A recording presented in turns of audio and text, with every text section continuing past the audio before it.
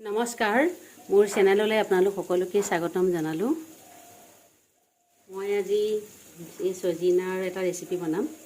নতুনকৈ ওলাইছে সজিনাটো, তাকে মই কেনেকৈ বনাওঁ আপোনালোকক দেখুৱাই থাকিম। আপোনালোকে ভিডিঅ'টো শেষলৈকে চাই থাকিব। মই তাৰ কাৰণে লৈছোঁ সজিনা কাটি লৈছোঁ, ভালকৈ ধুই ল'লোঁ। এই আলু লৈছোঁ, লগত পিঁয়াজ, নহৰু, আদা, শুকান জলকীয়া, পকা জলকীয়া, এটা তেজপাত, আৰু লগতে মই এয়া সৰিয়হৰ গুড়ি পেকেট কিনি আনিছিলোঁ। মই অলপ পানীত গুলি থৈছোঁ। এতিয়া মই আপোনালোকক দেখাই আছোঁ। গৰম হৈছে, তেল দি দিছোঁ, মিঠাতেল।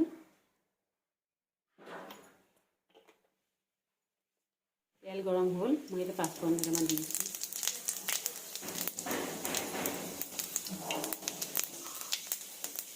এতিয়া কাটি ৰখা পিঁয়াজখিনি দিছোঁ, লগত তেজপাতটো দিছোঁ আৰু এটা শুকান জলকীয়া। পিঁয়াজখিনি অকণ ভাজি লওঁ ৰঙচুৱাকৈ।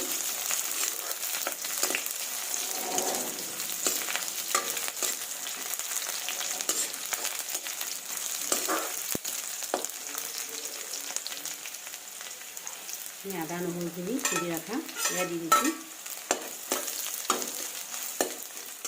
এতিয়া ভাজি হৈছে পিঁয়াজ, নহৰু, আদা। এতিয়া মই কাটি ৰখা আলুখিনি পেলাই দিছোঁ।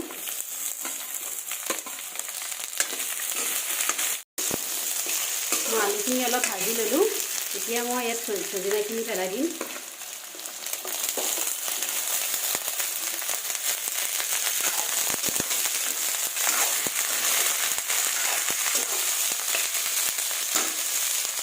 এতিয়া সোৱাদ অনুসৰি অলপ নিমখ দিম।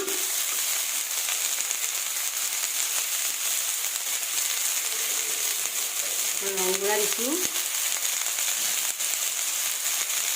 সোৱাদ অনুসৰি।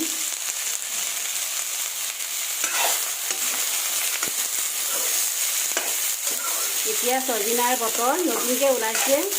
সজিনাটো বহুত ভাল, বসন্ত ৰোগৰ কাৰণে ভাল, চকুৰ কাৰণে ভাল, বিষৰ কাৰণে ভাল। এইটো কেইদিনমানহে ওলাই লগে লগে পিচি হৈ যায়। সজিনাটো কম দিন থাকে বজাৰত।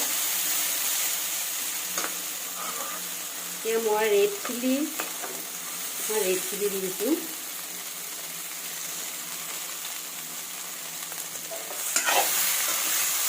অলপ ভাজি লৈছোঁ।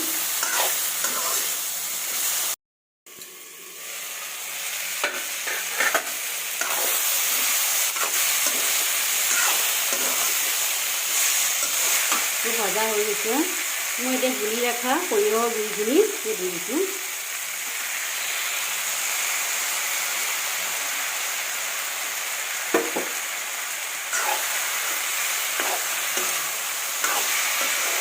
ধুনীয়া গোন্ধাব দেই সৰিয়হ দিয়াৰ পিছত। মই ইয়াত এতিয়া গৰম পানী যোগ কৰি দিম। ৰাতিলৈকে দিছোঁ অলপ।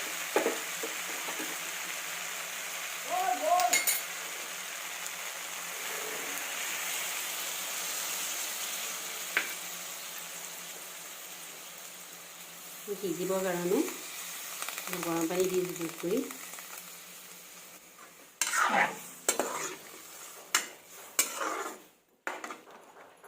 এতিয়া ঢাকোন মাৰি সজিনা আলুখিনি মই সিজিব দিম। অলপ সময় উতলি থাকক।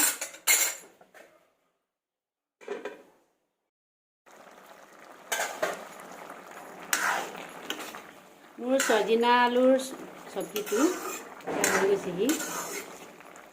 এতিয়া আলুখিনি সিজিছে। সজিনা ঠাৰিবিলাক বহুত কোমল, সেয়াও সিজি গৈছে ইয়াত।